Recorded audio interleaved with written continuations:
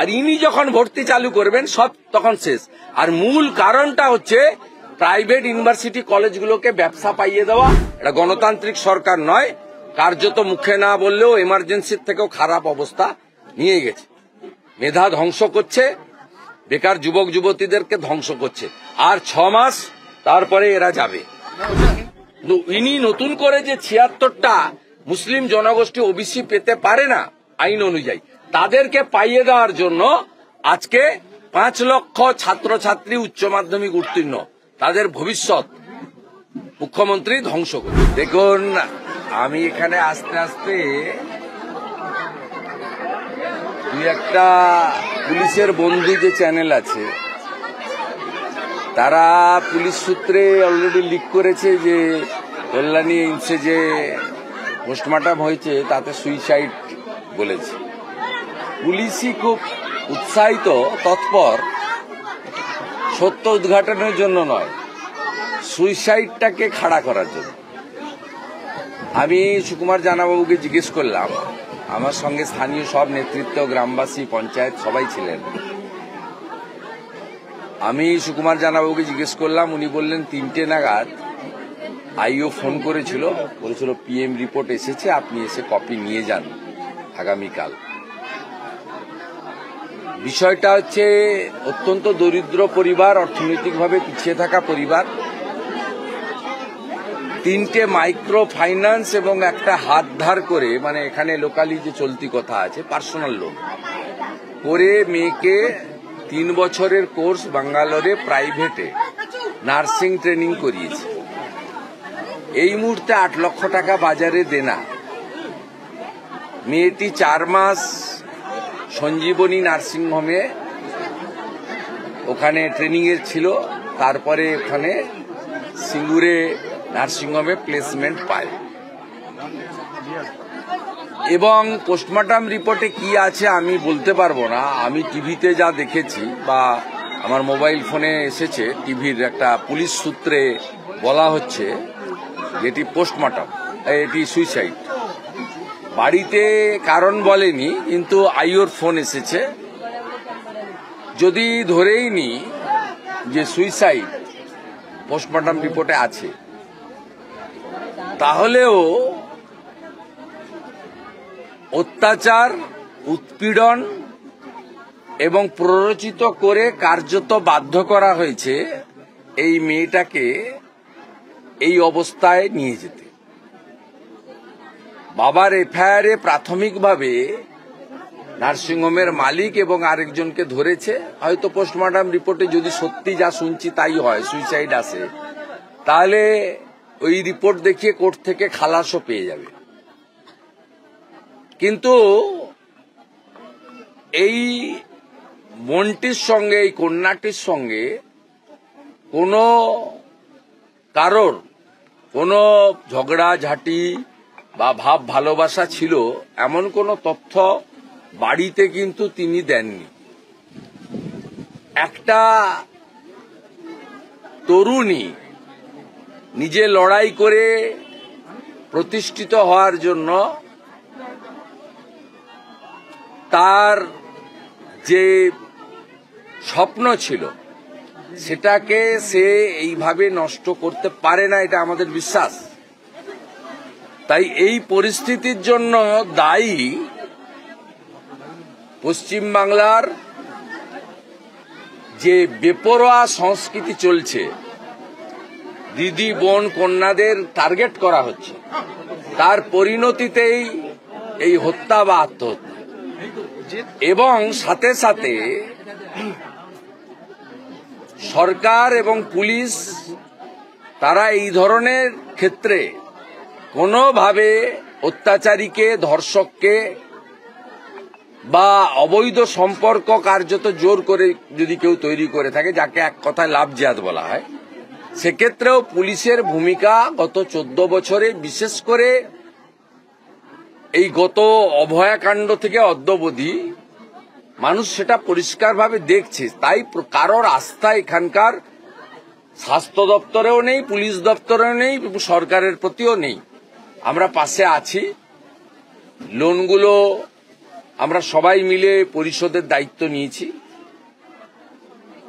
এবং সেটা আমরা বলেছি প্রাথমিকভাবে করা। এবং মেয়েটি যখন বাবা বলছিল যে আমি তো এত টাকা দিয়ে তোকে পড়াতে পারবো না, বলেছি তুমি লোন টোন করে আমাকে পড়াও, আমি জেএনএম হয়ে সব টাকা শোধ করব। এবং ওর ভাই উচ্চ মাধ্যমিক পর্যন্ত পড়েছিল, পরিবার এত অর্থনৈতিকভাবে দুর্বল কলেজে পড়াতে পারেনি, বলেছিল কলেজে বাবা তুমি আর পড়ানোর চেষ্টা করো না, কারণ পশ্চিমবঙ্গে চাকরি হবে না। বাবা এবং মা দুজনের তাদের কন্যার যে কথাগুলো আমাকে বললো, আমি নিজের তো শুনিনি, তাদের মুখ থেকেই শুনলাম অনেকের সামনে, বলল যে এখানে চাকরি হবে না, পশ্চিমবঙ্গে কারো চাকরি হতে পারে না, তাই তুমি ভাইকে, ভাই ওয়েল্ডারে ডিপ্লোমা করেছে, চেন্নাইতে কাজ করে, ও চেন্নাইতে 5,000 টাকা পায় না। ওর ভাই ছিল, এই বোনের দুর্ঘটনা দেখে এসেছে, ভাইকে জিজ্ঞেস করলাম, বলল কেটে কুটে হাতে 18,000 টাকা পাই, 5,000 টাকা পায় না। আমি বলে এই যে মুখ্যমন্ত্রী বলেছে তুই ভাই কি ফিরছিস? ও যে প্রশ্নই নেই ফেরার,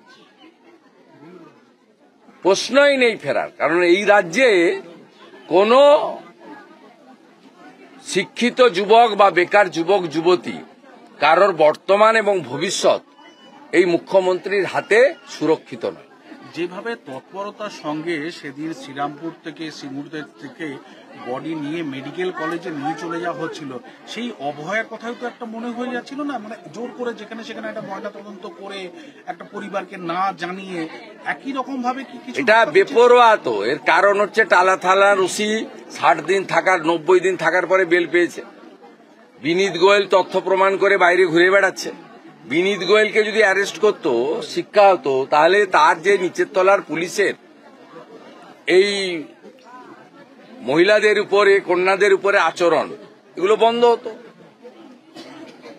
অ্যাকচুয়ালি তো বিচার পায়নি, যারা তথ্য প্রমাণ লোপাট করেছে বিনীত গোয়েলরা, তাদেরকেও মমতা বন্দ্যোপাধ্যায় তো সেফ জায়গায় রেখেছে।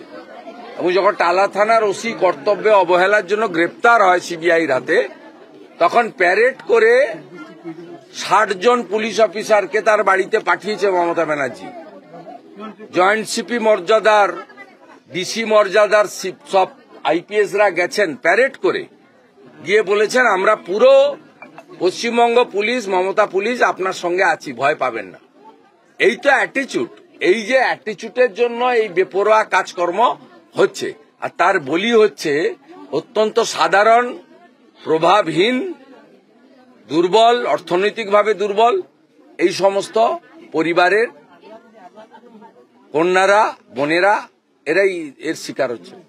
দাদা, খেজুরিতে যে 2 জন আপনাদের বিজেপি কর্মী তিনি যারা মারা গেছিলেন এবং পুলিশ যেখানে বিদ্যুৎ স্পৃষ্টের তত্ত্ব প্রথমে খাড়া করেছিল, আজকে দ্বিতীয় ময়নাতদন্ত রিপোর্ট শুনুন, দেখুন, আমি অনেকগুলো কেসই বাইরে থেকে পরিবারের পাশে দাঁড়িয়ে আইনি সাহায্য করি, পাশে থাকি। আমি পুরুলিয়ার আরসাতে থানার লকআপে পিটিয়ে মারা হয়েছিল, এটা প্রমাণিত হয়েছে, কিন্তু সিঙ্গেল বেঞ্চের যে রায় তাতে আমি সন্তুষ্ট নই, পরিবারও সন্তুষ্ট নই। তারা সিআইডিকে দিয়েছে, পুলিশ পিটিয়ে মারল আর সিআইডিকে দেওয়া হলো তদন্ত করতে। যদিও কোর্ট অনেকগুলো শর্ত দিয়েছেন ডিআইজি সিআইডি পুরুলিয়ার কেসের ক্ষেত্রে, এবং তারা এটা 3 জন তাদের যে হোমিসাইড ডিপার্টমেন্ট আছে সেখান থেকে অফিসার দিয়ে ইত্যাদি ইত্যাদি করতে বলেছে। কিন্তু পুলিশ পিটিয়ে মেরেছে, তার তদন্ত CID also wings of the police হতে পারে না, এটা 1 নম্বর। দ্বিতীয় হচ্ছে খেজুরির কেসে আমরা প্রথম থেকে বলেছি পিঠে দাগ, মাথায় হেড ইঞ্জুরি এগুলো আছে। দ্বিতীয় পোস্টমর্টম পশ্চিমবঙ্গ সরকারের হসপিটালেই হয়েছে এসএসকেএমে, সেখানে পরিষ্কার তমলুকে যে পোস্টমর্টম করেছে কাঁথির এসডিপিও দিবাকর দাস, পিএম যিনি করেছেন তাকে নিয়ে করেছে, তাকে প্রভাবিত করে লিখিয়েছে। দ্বিতীয় পোস্টমর্টমে পরিষ্কার হেড ইঞ্জুরি, পিঠে কাটার দাগ ইত্যাদি পরিষ্কার বলা হয়েছে, যেটুকু আজকের কোর্টের হিয়ারিং এ সামনে এসেছে। আমি আপনাকে বলি, আমরা আশা করব যে কলকাতা আদালত, হাইকোর্ট, সিঙ্গেল বেঞ্চ, তারা এটা সিবিআই কে বা কোর্ট মনিটরিং কোনো সেন্ট্রাল এজেন্সিকে দেবে, কারণ এর সঙ্গে এসডিপিও দিবাকর দাস কাঁথির নিজে ইনভলভ। আর যদি সুবিচার পরিবার না পায়, পরিবারের যেমন আরসাতে আমি বললাম পরিবার ডিভিশন বেঞ্চে যাবে, আমরা লিগ্যাল সাপোর্ট, লয়ার সাপোর্ট দেব। একইভাবে খেজুরির ক্ষেত্রেও যদি কোর্ট মনিটরিং সেন্ট্রাল এজেন্সি না দেয়, কোর্ট কি করবেন আমি জানি না, আমি আশাবাদী। সেক্ষেত্রেও আমাদের পরিষ্কার বক্তব্য, প্রথম থেকে এই কেসগুলো সব আমি নিজে ওদের পাশে দাঁড়িয়ে সহযোগিতা করছি। আমি এর অন্তিম কিনারা পর্যন্ত যাতে জাস্টিস পায় পরিবারগুলো, তার জন্য যা করার করব। দাদা, আপনি গতকাল বলেছিলেন যে নো এসআইআর নো ভোট, অন্যদিকে আজকে অভিষেক ব্যানার্জি বলছেন যে একজন ভোটারও নাম বাদ গেলে 1 লাখ লোক দিয়ে কমিশন ঘেরাও করবে। আমি ওর কথার উত্তর দেব না। উনার পিসি মমতা ব্যানার্জি ছাড়া উনার কোনো পরিচয় নেই, কোনো কর্মকাণ্ড নেই। আপনারা গ্যাস খাইয়ে ফুলিয়ে ফেপিয়ে একে চিটিংবাজকে, তোলাবাজকে তুলে ধরেন।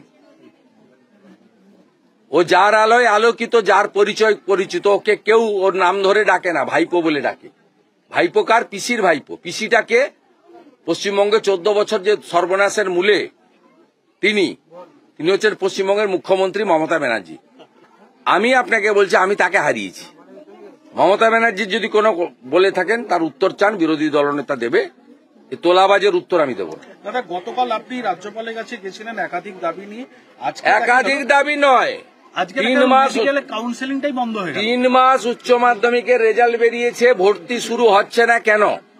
গোটা ভারতবর্ষে সব প্রদেশে ফার্স্ট ইয়ারে ভর্তি কমপ্লিট, ক্লাস চালু। জয়েন্টের রেজাল্ট বেরোচ্ছে না কেন?